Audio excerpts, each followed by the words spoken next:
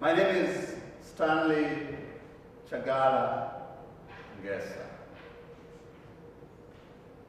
I was born and raised in the hills of Maragoli in Western Kenya. When you stand up to speak to one person or more,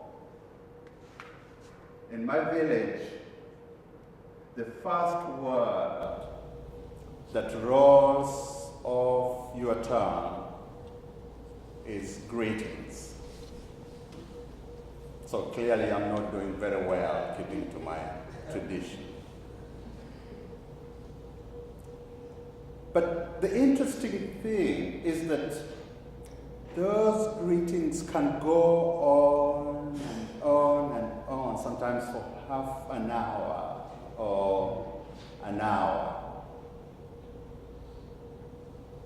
How are the people in your household? How are the animals in your household? How are the goats, sheep, cows, chickens? How are the creepy crawlies in your house doing? How are your plants doing? How's the soil? How are the trees? How's the air? What is on your heart today? What did you eat today? And so on and so forth. So don't get alarmed. I'm not going to go through all that. But I'm going to greet you. And I would like you to greet me with enthusiasm. And as my friend Dorothy Kakimoto says, with gusto. So, good afternoon, friends. Good afternoon. Thank you. Thank you. Thank you so much for coming and for being here today. Thank you, Chaplain Scott, with your team for putting this together. Thank you, Alonzo, for your music. And thank you all for what you've done. I am thankful to God for this time. And I want to tell you something about this stick I'm carrying here. Don't be alarmed. This is a gift I was given by Susan and Marlin, my friends here. And it's a talking stick from the Big Sur. A talking stick is very important for us in my village because whenever we sit around a circle and we are talking, each person speaks only when you have a talking stick. So I have a talking stick today, and I'm going to ask that you don't talk. If you want to talk, you have to ask me to give you this stick. But it has a deeper meaning. This is a representation of our ancestors. Our ancestors in my village are not just those who have come before us. Our ancestors are also those who are with us right here, in this place, right now, this time. Our ancestors include the air we breathe outside. Some of us who live in Northern California tested what it means when you do not have fresh air. It also means that our ancestors are the soil that we walk on. Our ancestors are the people who came before us here, the Miwok people who blessed this land and kept it so well for us to come and live here. Our ancestors are the food we plant and eat. Our ancestors are the water that we have in the rivers, in lakes, in the oceans. Our ancestors are those creepy crawlies that you see and some of us are afraid of. Our ancestors are the sun, the moon. Our ancestors are you and I. The thing about our ancestors and what we believe about ancestors in my village is that they are all important to us. For us to be, these ancestors must be. All the ancestors I've named, for us to be here right now, they must be awesome.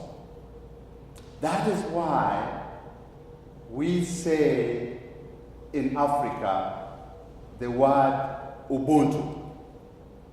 Ubuntu means I am because all these ancestors are. For me to be, these ancestors must be. So I have a responsibility to take care of them, to protect them, to look after them. They will look after me, they'll protect me, they'll care for me in return. That is what this talking stick represents. The other thing we do in my village is, as 5 to 10 year olds, we have to decide 4 things. One, we have to decide our spiritual animal. 2, we have to decide our plant, our spiritual plant. 3, we have to decide our spiritual number. And 4, we have to choose our spiritual teacher.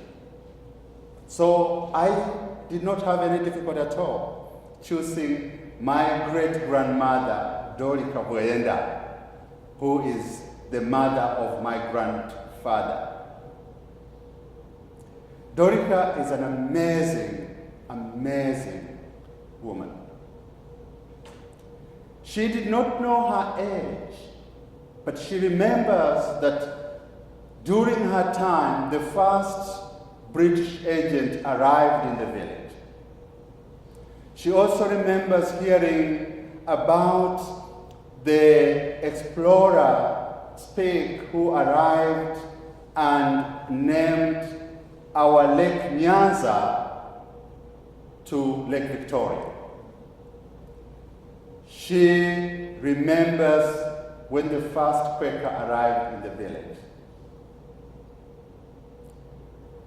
When she was pregnant, 3-month pregnant with my grandmother, her firstborn, she had recently been married to Mboga, my great-grandfather.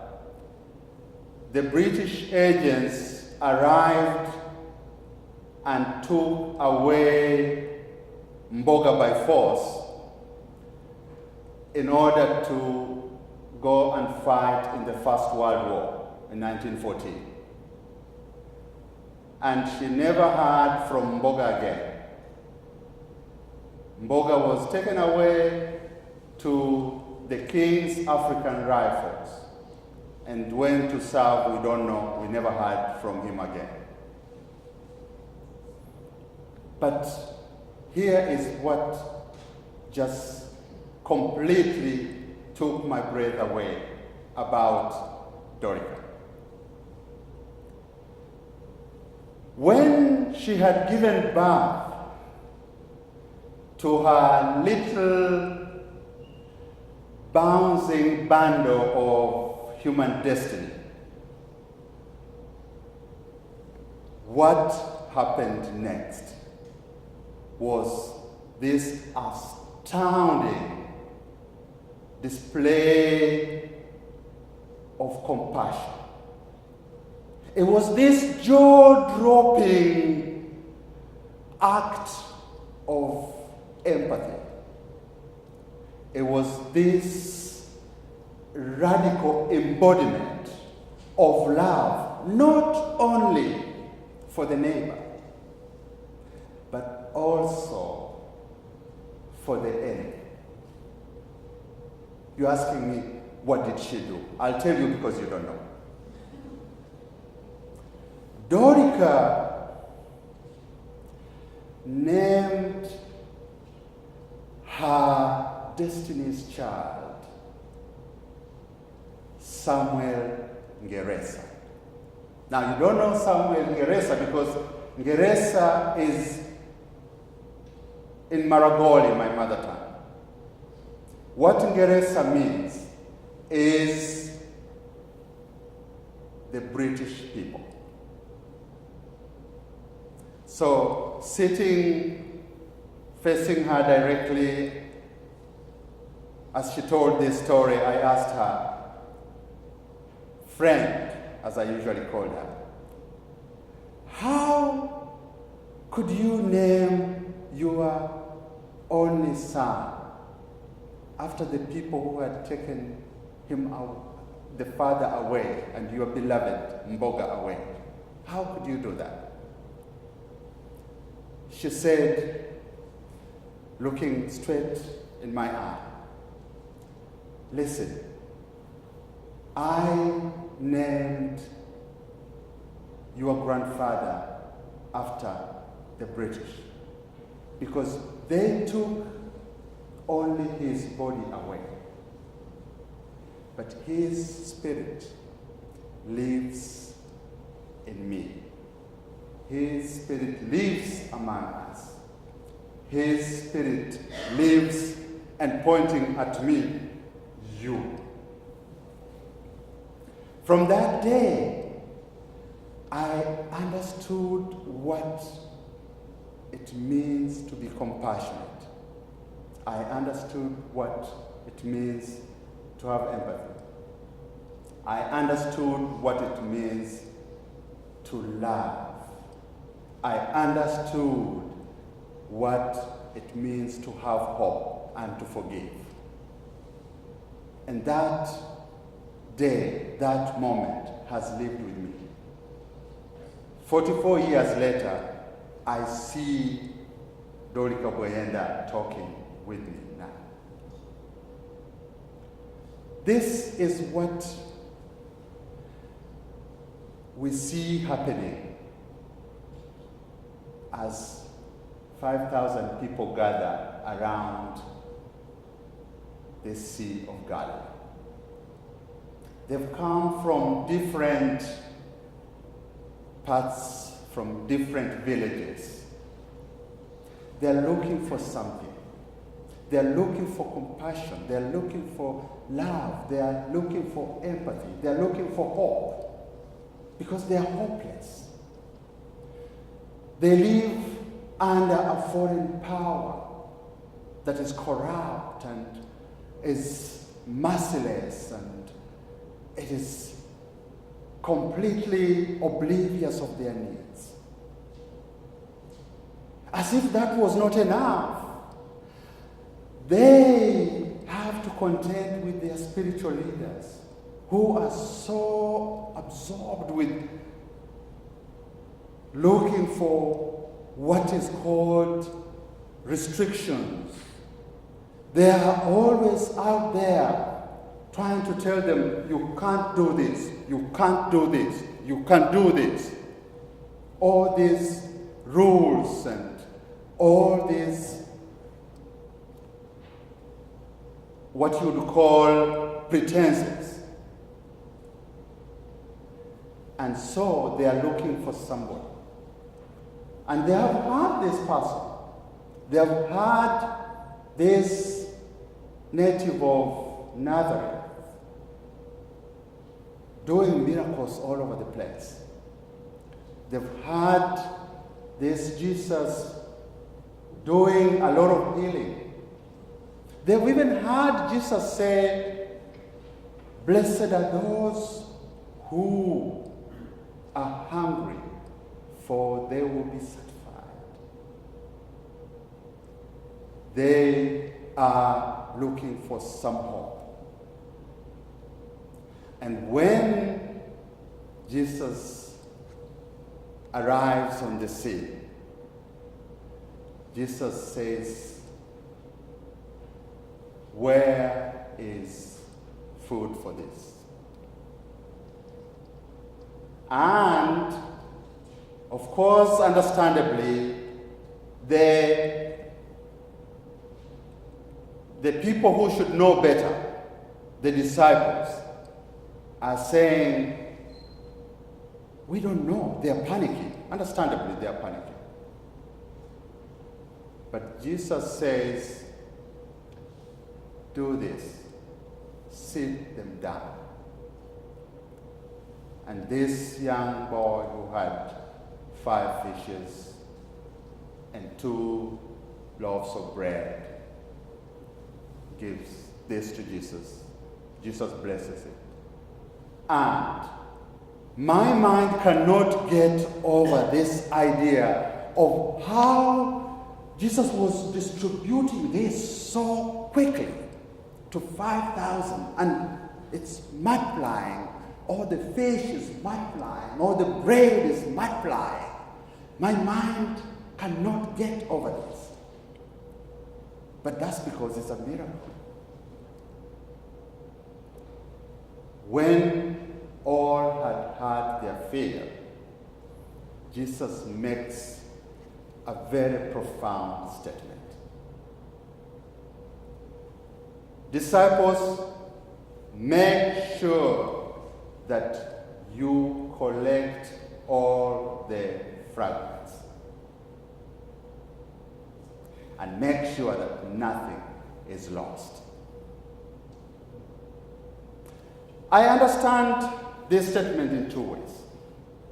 One is, given the current situation with global warming and climate change,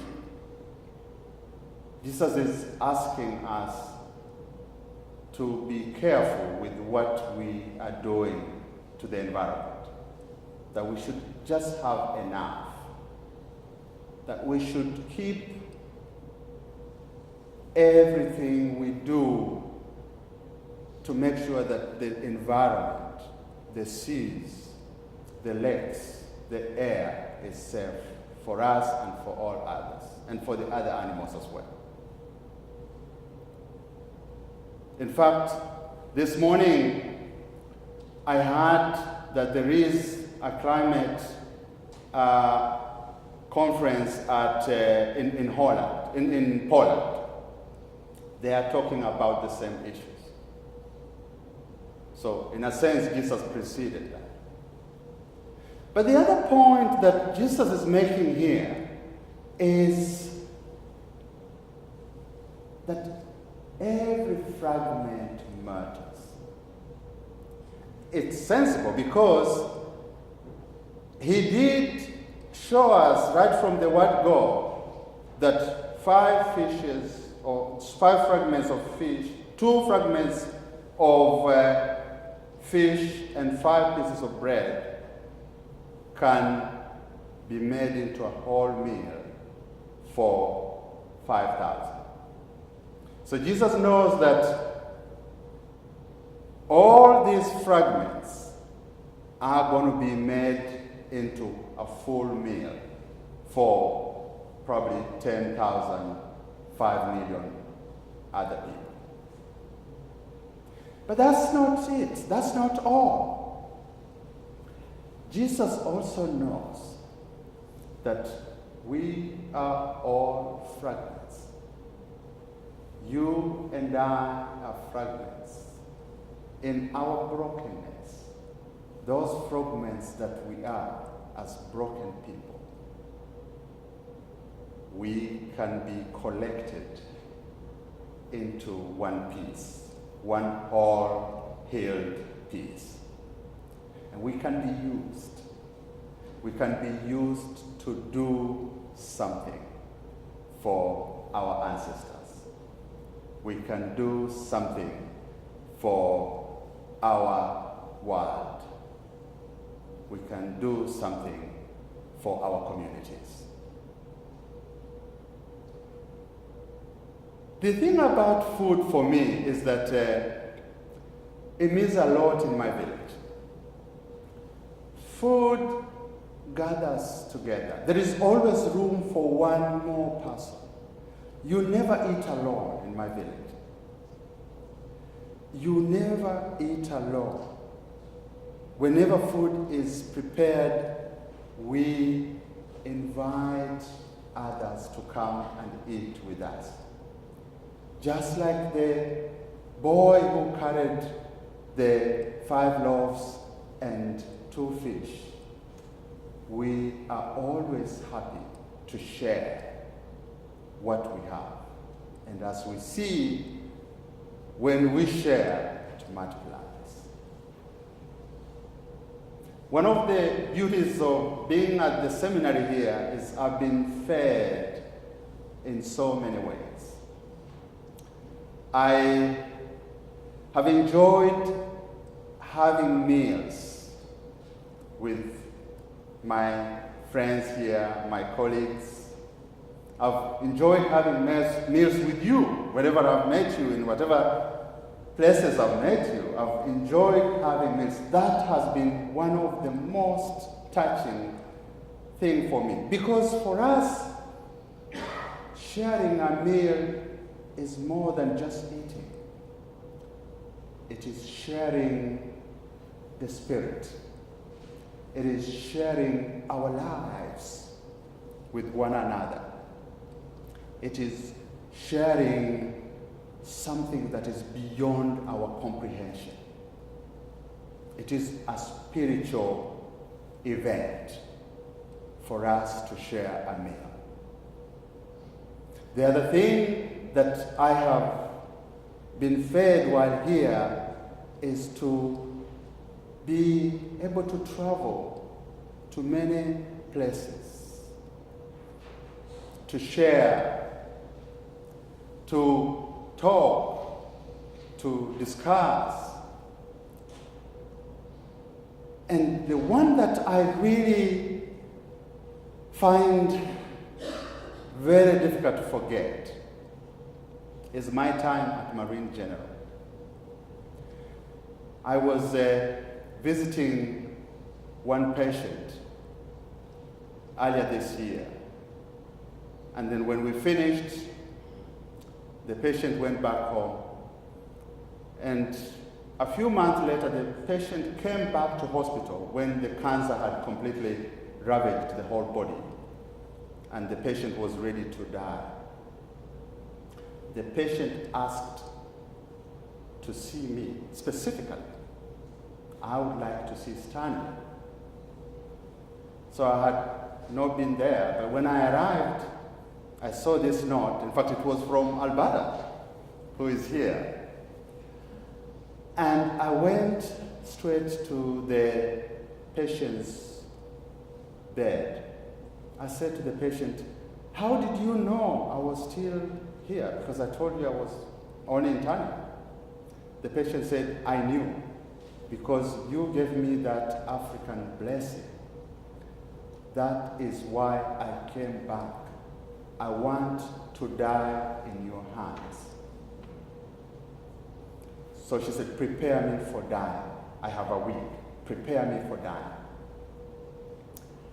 I asked the patient, well, the 3 things we really do ask is, 1, what are the things what are the magical moments that you remember? And for 4 hours, this patient went through all the magical moments with me. And then, after finishing, the patient said, "Can you give me the next question?" I said, "No, you are too tired. We can't go more than 4 hours. I will come back tomorrow." The patient agreed. I went back to the room, and the patient said, "What is the second question?" I said, "The second question is, do you have any people that you want to forgive before you go?" And that took 2 hours. Not only telling me the incident, the person, but going into the details of exactly what happened. And then came the third question. "Can you give me the third question now?" I said, "Yes." "What is it that you want to take with you on this journey?" That one was a very hard one for our friend. "Please go and come back tomorrow."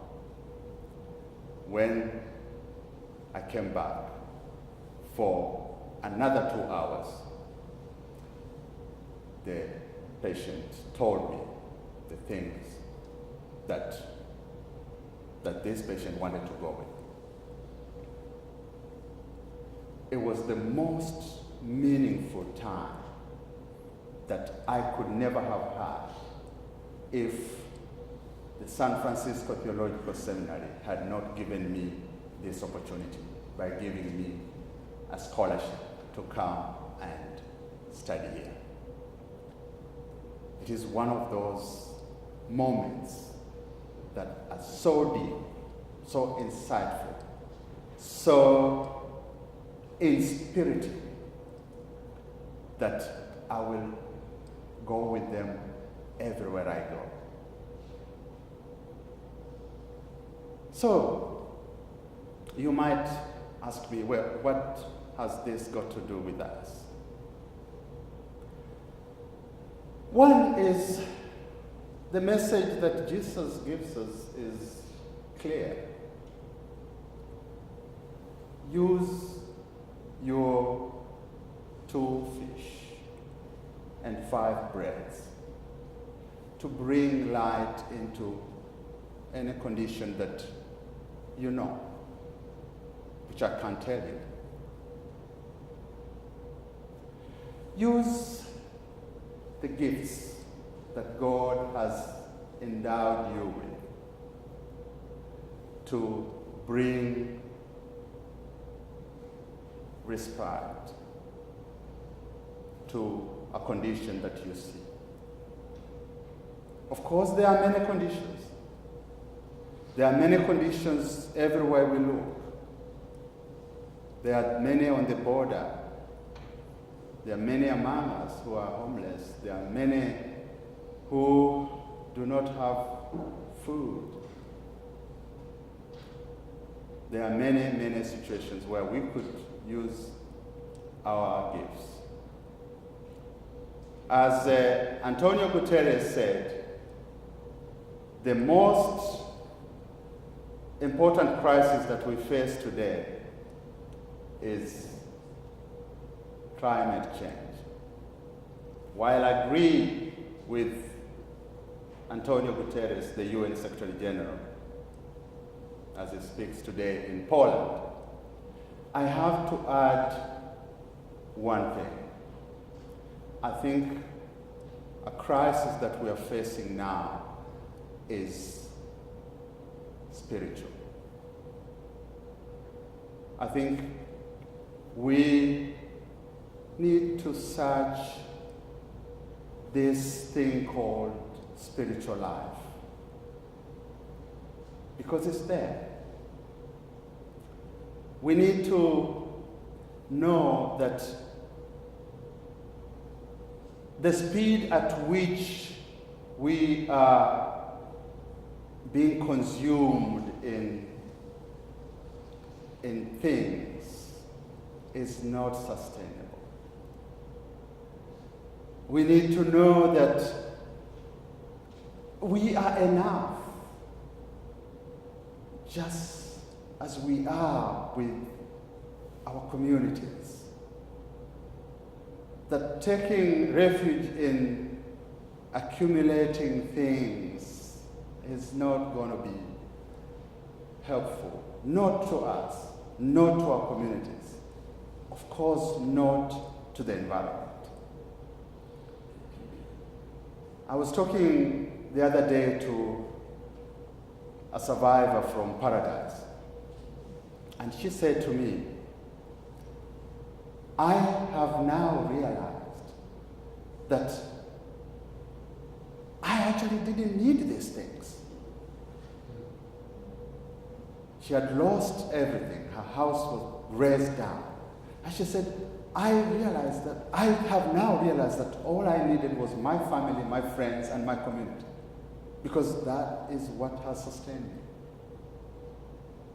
And I said, oh, I wish you had realized this before the fire. She said, it's too late, but it's always good to be too late. Because I've learned something. What can we do?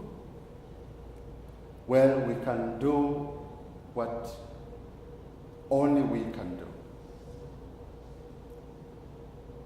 I know that we have our spiritual professor here, spiritual program professor, Professor Fale. I think your work is cut out, bro. You are now going to be the one to do something. Professor Wendy just arrived in this seminary recently. And I'm picking on her because she's my friend as well as being my professor.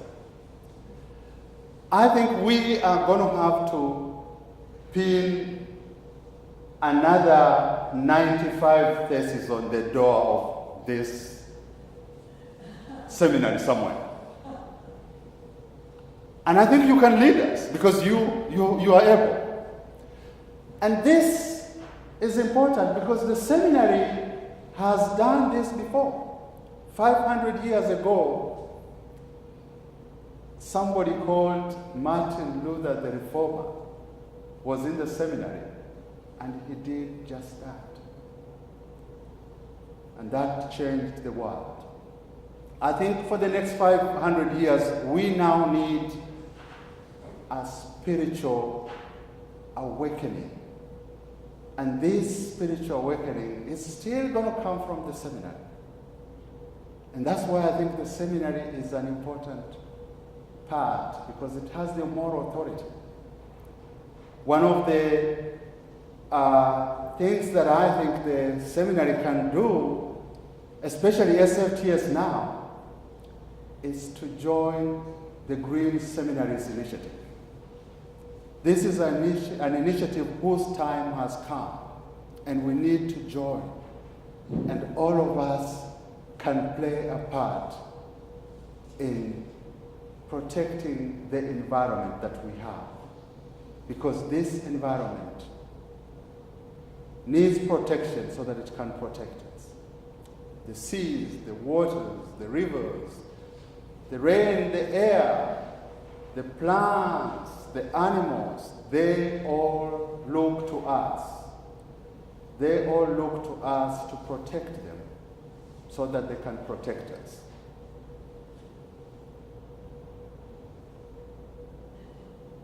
Blessings to you all.